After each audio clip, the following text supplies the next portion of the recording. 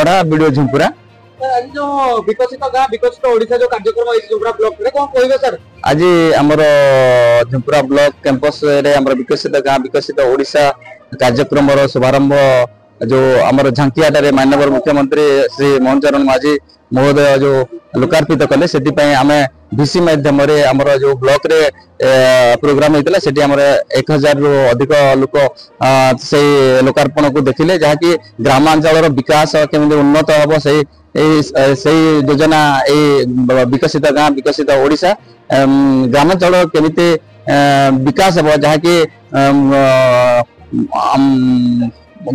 गोटे पड़ा आउ गोटे पड़ा मध्य गोटे गाँव आउ गोटे गाँ को रास्तार जोगाजोग केमती हो पार से आमर सीसी रोड हो पार पेवर रोड हो पार ब्लैकटॉप केमती हो पार कि कौन सी कम्युनिटी सेंटर के आमर टूरिज्म डेवलपमेंट किंबा आमर जीवन जीविका जोटा रही से गुड़ाकर केमती पर्यटन क्षेत्र विकास केमती हम से सब और विकास केमती विकसित गाँ विकसित ओडिशा माध्यम आमर योजना माध्यम सब कभर करा से 5 वर्ष स्कीम रही जहाँकि प्रथम वर्ष 10,000 कोटी टंकार व्यवहार रखाई 5 वर्ष 5,000 कोटी टंकार व्यवहार कराई से हिसाब से आम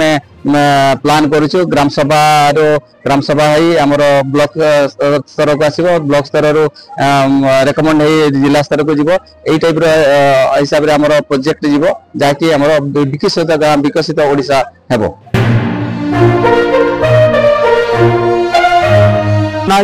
बालुवन पंचायत पीएस मेंबर और ब्लॉक प्रतिनिधि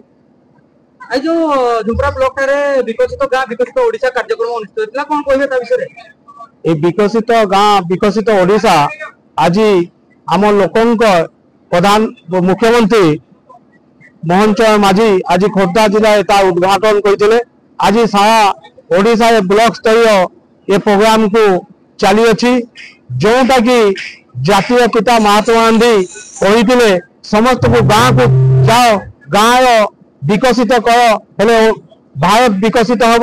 से लक्ष्य कि यशस्वी प्रधानमंत्री कथा अनुसार आम लोक मुख्यमंत्री से योजना को रखिंट से योजना गाँ लोक हाथ टेकिंट जोटा कि गाँ लोक ही से योजना जो गाँव उन्नति मूलक काम हम से गाँ लोक ही ताहा देबे आउ सही काम ही गाँ किमिति विकसित हम आउ विकसित ओडिशा परिणत हम ताही आम मुख्यमंत्री प्रथम उद्देश्य।